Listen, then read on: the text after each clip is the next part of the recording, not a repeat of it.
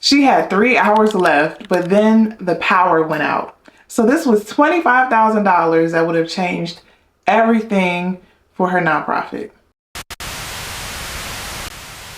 So this is the story of a nonprofit founder who almost lost out on an amazing opportunity for getting $25,000 for her small nonprofit. But I want you to stick around because by the end of this video, I'm going to share how you can avoid the mistakes that she made and teach you how to get your next grant without a whole lot of pressure in doing it.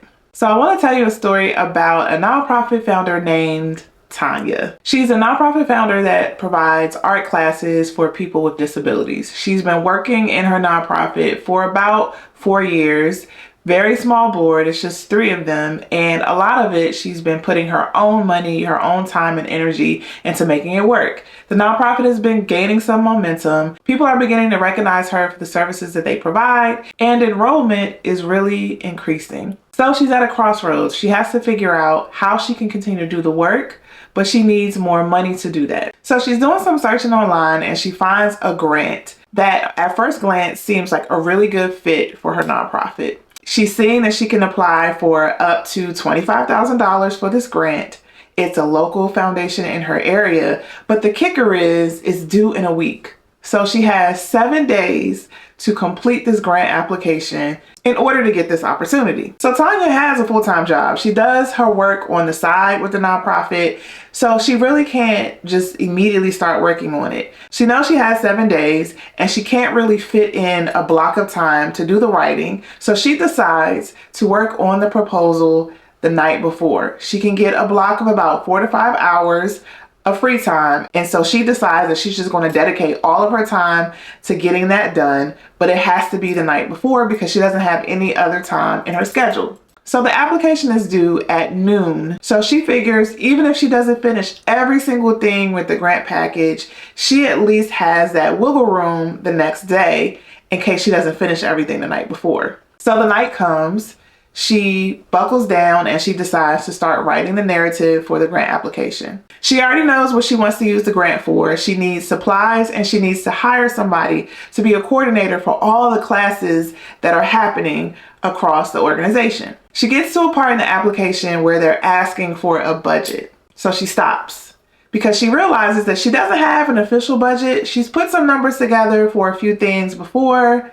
She has some things in random spreadsheets or scribbled down on paper, but she doesn't have an official budget in order for her to submit. And because part of the grant is going to be used to pay somebody, she really didn't take the time to figure out how she was going to do that or how much that would cost.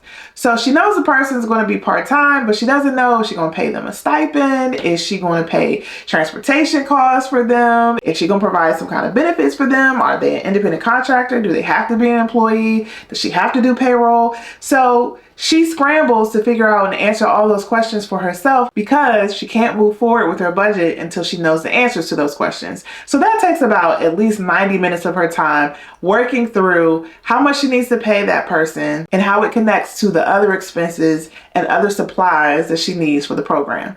So once she figures out the numbers for her program, she sees that they also want an overall organizational budget for the organization. Now, she doesn't have one because it's still early in the year, and as I said before, she scribbled some numbers down, but she hadn't really decided what they were going to work on, so she didn't have an official budget. So she had to scramble to pull together an overall budget for her organization, which takes about another 45 minutes to an hour for her to get that done.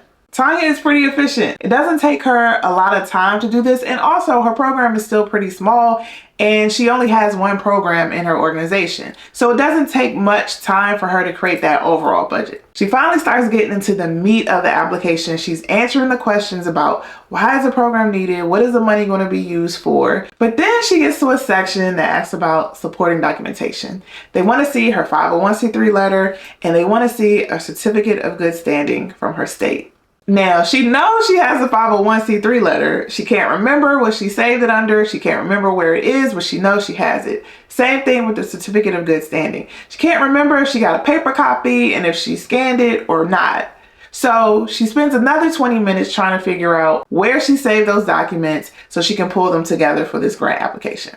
Tanya is working hard, but she taps out at 3 a.m. She has kids, she got to get up in the morning, so she puts it to rest. She basically has the structure of the application and all the components, but she hasn't put it all together yet and done a final run through to make sure everything makes sense. But again, the application is due at noon, so she has some wiggle room. She has about 3 hours where she can pull together everything and still have time to submit.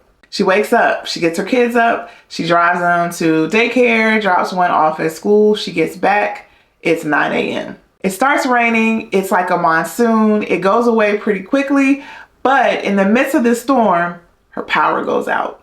So she's like, no, cool, I got it. Maybe I'll just do everything on the phone. It'll take longer, but I still have time. So let me check it out. Well, she goes and tries out the submission portal, and it's not mobile friendly. So she has to use a computer in order to submit the grant application. She calls a friend that lives about 30 minutes away, asks if she has power. She says yes, she can come over to use her internet. She gets in her car, she gets everything together, and she drives to her friend's house. It's about 10:30 at this point. She starts pulling together everything. Boom, she forgets the password to the portal. So it takes her about 15 minutes for her to figure out how to access this daggone portal so she can submit her grant application. Because she was doing everything quickly the night before, she didn't exactly save everything with coherent titles. So she has to go back in her computer on her Google Drive to figure out where she saved things. She can't remember if she saved it in a Google Drive or on her computer. So it takes her a little bit of time to find it. She goes through everything. She looks at the guidelines, make sure everything is good, and she submits at 11:57. She gets it in 3 minutes to spare. But it's not without a lot of anxiety and a lot of chaos. So this is actually a real life scenario. This is not exaggerated. So I did say it's based on true events, but this kind of stuff happens all the time. So first thing I'll say is, if this is you, don't blame or judge yourself or think that you're a horrible person, because this happens to everybody, even seasoned grant writers. So that's the first thing. But what I want to do with this story is share some things that she did well, but also to share some tips to help you if you're in a similar situation and there's a lot of anxiety and pressure when you're submitting grant applications. I just want to share a couple things from the story that can help you when it's time for you to submit your grant application. So I want to talk about 3 things she did really well in this process. Now, mind you, she only had a week to submit. The first thing she did was reviewed it and made sure it was a good fit for her. Because the last thing you want to do is spend a lot of time working on an application that may or may not align with what you're doing, and they may or may not want to fund your program based on what they said they're interested in. If it's not a solid fit, then you don't want to spend a whole lot of time working on a grant application. So she did well by looking at it, making sure that the foundation was actually interested in the type of work that she did. Another good thing she did was she understood right away what she wanted to use the funds for. She knew that she needed supplies and she needed a person to help her with her organization. So she was already in the mindset of, I need this much money in order to do this. So it's really important when you're applying for a grant to know what you want to use it for. So many people are like, yeah, I could use 10,000, but they're scrambling to write something down when it's time to write because they don't exactly know how they want to use the money. So it was great that she could identify immediately, oh, this opportunity is available. Well, I know I need this, so I'm going to apply for this. And that really helped when she was creating her budget. It went faster because she knew what she was going to spend it on. She just had to outline the different costs and the expenses of everything to do the work that she had already decided would be financed by this grant. And the third thing I want to bring up that she did well is that she moved quickly. Now, a lot of people will say, don't do this to yourself. Give yourself more time to write a grant. But honestly, sometimes you pop up on opportunities and you can't help when the deadline is. And if it's a great opportunity for you and it seems like a simple process, there's nothing wrong with going after a grant when you don't have a lot of time. You just don't want to do that constantly. But there are those moments where you're like, oh snap, we should apply for this, but we don't have a lot of time. But what she did is she moved. A lot of people get stuck in indecision, me included, where I think I could do this, but I don't know. I don't know if I really can get it done the night before. That's going to be stressful. And then you never do anything. So what she did well is decided very quickly, I know I need this. I know I can pull it together. I'm going to get it done. So now let's talk about 4 things she could have done better in this process so it could have been less stress on her. The first thing is obvious. She should have given herself more time. Waiting until the night before a grant submission deadline is real nasty work, as people would say. That's kind of risky. So give yourself some buffer room, because just know every time you write a grant proposal, something is going to come up that you didn't expect. And most times you're going to see a question, it's going to be phrased a certain way that you don't know, you've never seen before. So sometimes you got to give yourself that wiggle room in order to do more research or get more information in order to submit a complete package. The second thing I would advise you to do with situations like this is test out the submission process, especially if it's like an online portal. Those things are famous, notorious for being glitchy.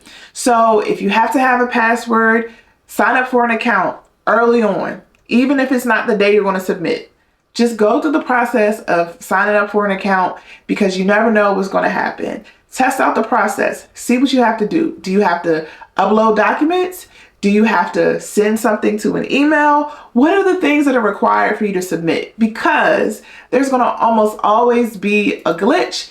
And there's nothing worse than having a glitch 10 minutes before you have to submit a grant. So always try to test out the submission process early on, even before you start writing, so you're aware of everything you need in order to do the final submission. The third thing is have a budget already created. I say this all the time, and I know that there's still going to be hundreds and thousands of people who don't have official budgets, because honestly, it's an intimidating process to create a budget, especially when you're super new or you're a small nonprofit. And I hear a lot of people say, well, we don't have any money, so why would we create a budget?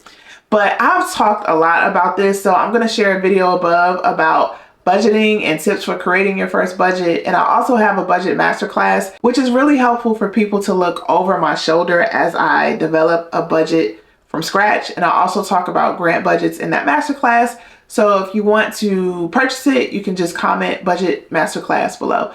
But have an organizational budget.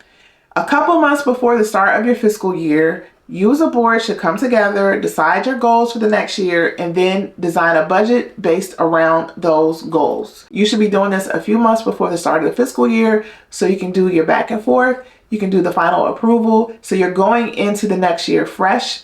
And a lot of grant proposals are going to ask for your organizational budget. They want to see what you're working with. So it's really important for you to have that as a stationary document. A budget is an estimate, it's a projection, so it may change, it may shift, but that's a process that you have to do alongside your board, and you got to start somewhere. So have an official budget created for your organization.